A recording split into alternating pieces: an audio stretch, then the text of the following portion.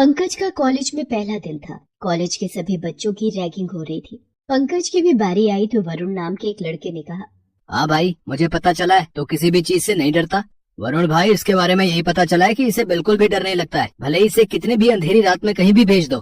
फिर तो रैगिंग में बहुत मजा आने वाला है। चल सुनील, इसे भी शमशान की रात वाली रैगिंग देते हैं। सिट्टी पिट्टी गुम ना हो जाए तो मेरा नाम बदल देना। हाँ वरुण, ये बहुत बढ़िया रहेगा। चल भाई, आज रात 12 बजे तू अकेला शमशान में रहेगा, वो भी पूरा 1 घंटा। फिर देखते हैं, तुझे डर न लगे तो हमारा नाम बदल देना। और अगर तू 1 घंटे में 2 मिनट पहले भी बाहर आया तो अगले दिन दोबारा तुझे शमशान में 1 घंटा रात गुजारनी होगी। वरुण और सुनील कॉलेज के सीनियर थे। वो कॉलेज में आने वाले फर्स्ट ईयर के स्टूडेंट्स की रैगिंग किया करते थे। उन्होंने पंकज को रात 12 बजे शमशान में 1 घंटा रुकने के लिए कहा और रात 12 बजे वरुण और सुनील पंकज के साथ शमशान के गेट के बाहर पहुंचे। चल, तेरा समय शुरू होता है अब। जा अंदर और 1 घंटे से पहले बाहर मत आना। हे ईश्वर, मेरी मदद करना। मुझे अपनी कोई चिंता नहीं है, मुझे कुछ भी हो जाए, पर माँ बाबूजी ने मुझे शहर में पढ़ने भेजा है। अगर मुझे कुछ हो गया तो वो जीवित नहीं रह पाएंगे। मुझे नहीं पता था कि मुझे कॉलेज में आकर ये सब देखना पड़ेगा। पंकज शमशान के अंदर जाता है। वो घबरा रहा है, लगातार डर रहा है। सुनसान अंधेरी रात में पंकज धीरे धीरे शमशान के अंदर बढ़ रहा था। वो एक पेड़ के पास जाकर खड़ा हो जाता है। पंकज, ये वरुण और सुनील तुम पर तरस नहीं खाएंगे, तुम्हें नहीं छोड़ेंगे। ये लोग सबकी रैगिंग करते हैं।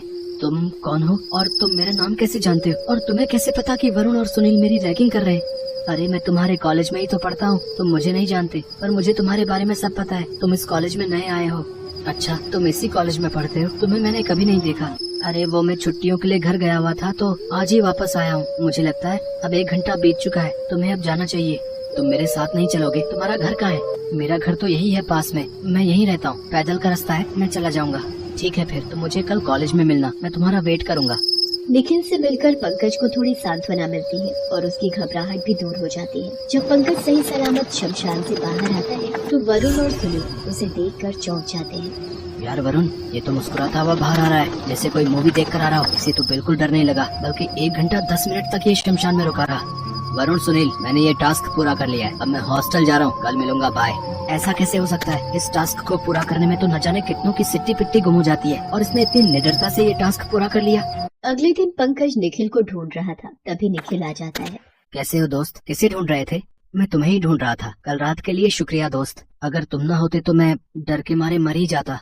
ये मरने की बातें मत किया करो, अपनी जिंदगी को खुशी से जियो और तुम्हारे माता पिता का सपना पूरा करो। अच्छा मैं चलता हूँ, शर्मा सर का लेक्चर अटेंड करना है, नहीं तो फिर से पीछे पड़ जाएंगे। अरे रुको तो, मैं भी तुम्हारे साथ चलता हूँ। चला गया। चलो, शर्मा सर का लेक्चर तो मुझे भी अटेंड करना है, दोबारा वही मिलूंगा। एक वही तो पूरे कॉलेज में मेरा दोस्त बना है, जो मेरे से अच्छे से बात करता है, जिसे मैं जानता हूँ। शर्मा सर ने तो लेक्चर शुरू भी कर दिया, पर निखिल पूरी क्लास में कहीं नजर नहीं आ रहा है। लगता है वो क्लास से गायब हो गया। क्या बात है पंकज, कहाँ ध्यान है तुम्हारा? क्लास में ध्यान नहीं देना तो क्लास से बाहर चले जाओ। नहीं सर, मैं तो बस यूं ही। Sorry sir. ऐसा कहकर पंकज क्लास से बाहर आ जाता है। तभी वहाँ निखिल आ जाता है। क्या हुआ? सर ने क्लास से बाहर भेज दिया? उन्होंने मुझे भी क्लास से बाहर भेज दिया। चल कैंटीन में चलते हैं। पंकज निखिल के साथ कैंटीन में चला जाता है। तभी वहाँ वरुण और सुनील आ जाते हैं। पंकज तुम बैठो, मैं समोसे लेकर आता हूँ। और भाई पंकज, आज की रात पिकनिक पर चलें, उसी शमशान में। उस दिन तो ये जैसे तैसे चला गया, पर अब नहीं जाएगा। नहीं, मुझे डर नहीं लगता, अब तो निखिल भी मेरे साथ है। कौन? निखिल? वरुण, जल्दी आ, मेहता सर बुला रहे हैं। निखिल, ये वरुण तुम्हारा नाम सुनकर घबरा क्यों गया? छोड़ना, चल तू ये समोसा खा। पंकज क्या बात है, 2 समोसे लाइक में खा लेता हूँ। अरे ये तो तुम्हें दिखाई नहीं दे रहा, निखिल तुम्हारा समोसा खा लिया इसने। निखिल कहाँ गया?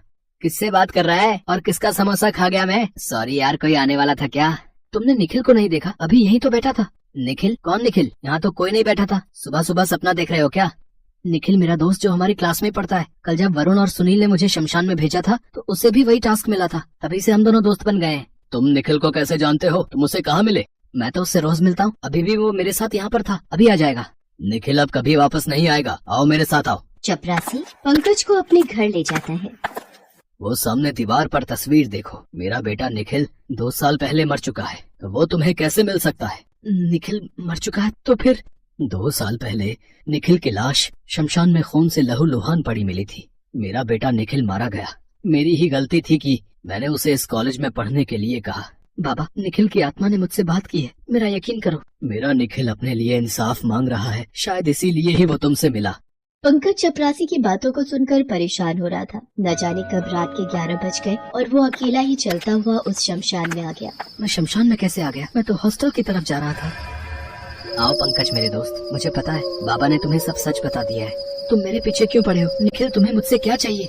बदला तुम मुझे इंसाफ दिलवाओगे, वरुण और सुनील को सजा दिलवाकर। मैं कुछ समझा नहीं, उन दोनों ने तुम्हारे साथ क्या किया? आज से 2 साल पहले मैं और मेरे बाबा बहुत खुश थे कि मुझे इस कॉलेज में दाखिला मिल गया। एक दिन मैं कॉलेज से घर की ओर जा रहा था, रात के 12 बजे का वक्त था। तभी मुझे शमशान में से कुछ आवाजें सुनाई दी। मुझे छोड़ दो, मुझे जाने दो, मैं गरीब हूँ, लाचार हूँ। ए पकड़ सुनील, लड़की भागने न पाए। मुझे बचा लो भैया, ये लोग मेरे साथ जबरदस्ती कर रहे हैं। वरुण, सुनील, छोड़ दो लड़की को, वरना मुझसे बुरा कोई नहीं होगा।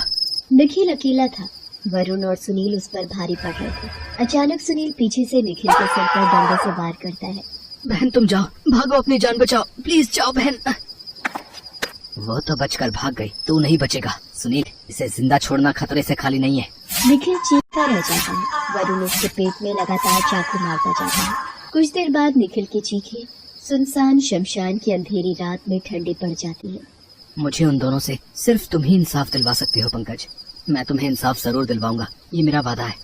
पंकज निखिल के पिता के साथ मिलकर उस लड़की को ढूंढता है और पुलिस में केस दोबारा खुलवाता है। लड़की के बयान पर पुलिस वरुण और सुनील को गिरफ्तार कर लेती है, पर रात में वो दोनों जेल से भाग जाते हैं और भागते हुए वो उसी शमशान में पहुंच जाते हैं। आखिर तुम आ ही गए, अब यहाँ से जिंदा नहीं लौट पाओगे। तभी पंकज और निखिल के पिता पुलिस के साथ वहाँ जाते हैं। हमें माफ कर दो, हमें माफ कर दो निखिल, हमने ही तुम्हें मारा था, हमसे गलती हो गई। हमें छोड़ दो निखिल, हमें माफ कर दो। पर निखिल वरुण और सुनील दोनों का गला दबाकर मार देता है। पंकज की आंखें भी आंसुओं से भर आती हैं। निखिल के पिता भी रो पड़ते हैं। आज उनके बेटे को इंसाफ